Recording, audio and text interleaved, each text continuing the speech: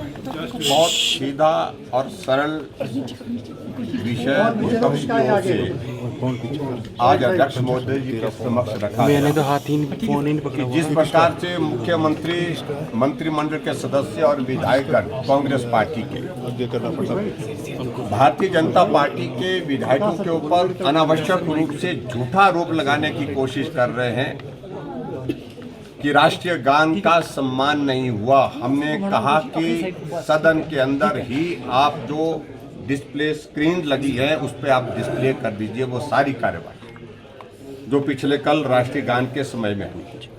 लेकिन उसके बावजूद पिछले कल भी इसी मुद्दे को लेकर के हाउस एडजॉर्न किया क्योंकि सरकार विपक्ष का सामना करने की स्थिति में नहीं हो पा रही है। और आज जब सदन चला, थोड़ी देर के लिए कार्यवाही चली, चौकोद्वार प्रश्नकाल होने के बाद जब हमने इस महत्वपूर्ण विषय पर सदन के अंदर अपनी बात कही और मुख्यमंत्री और अध्यक्ष महोदय जी से हमने इस बात के लिए आग्रह किया कि आप क्या हम ही उनके लिए सजा का प्रावधान करेंगे जिन्होंने राष्ट्रीय गान का अपमान किया, अगर आप कहते हैं। लेकिन सदन के अंदर ही इसको डिस्प्ले किया जाए डिस्प्ले स्क्रीन पर, ताकि मीडिया भी देखे, सत्ता पक्ष के विधायक भी देख सके, विपक्ष के विधायक भी देख सके।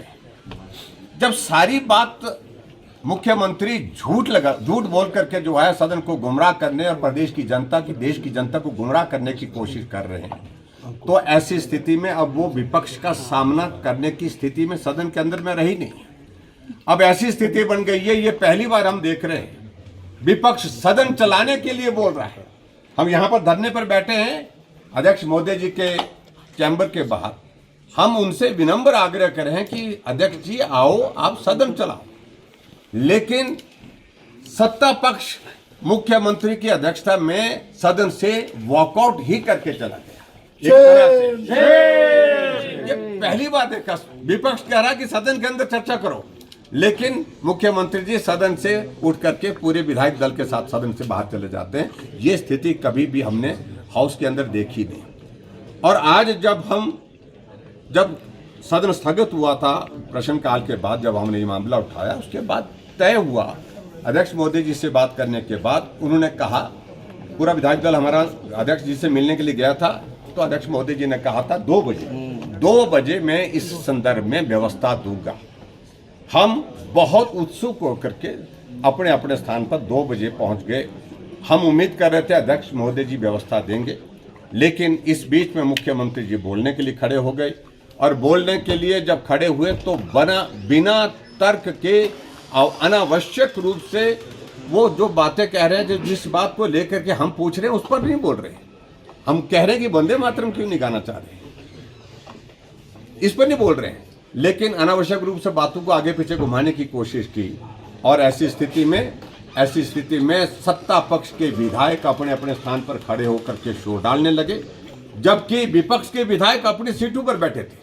कोई नारा नहीं लगा रहा था, कोई बात नहीं कह रहा था। सत्ता पक्ष के विधायक, मुख्यमंत्री जी बोल रहे हैं, उसी बीच में उठ करके सीधी मानसिकता उनकी थी कि सदन को किसी न किसी तरह से स्थगित करने के लिए रास्ता ढूंढा जाए, और रास्ता ढूंढा। और ऐसी स्थिति में अध्यक्ष महोदय ने ऊपर से व्यवस्था दी कि सदन आज की कार्यवाही के लिए स्थगित किया जाता है और सोमवार को 2 बजे तक स्थगित किया जाता है। ये मैं समझता हूँ तमाशा बन गया विधानसभा का भी। और हम बहुत बड़ी उम्मीद के साथ अध्यक्ष महोदय जी से आग्रह करने के लिए फिर से यहाँ पर आए हैं। हमने आपके समक्ष भी अपनी बात कही, अध्यक्ष महोदय जी के सामने फिर से जाकर के बात करेंगे कि सदन की गरिमा को बचाए रखना ये अध्यक्ष महोदय का दायित्व है, और वो मेहरबानी करके उन सारी चीज़ों को गंभीरता से ले जो विपक्ष ने उठाई है।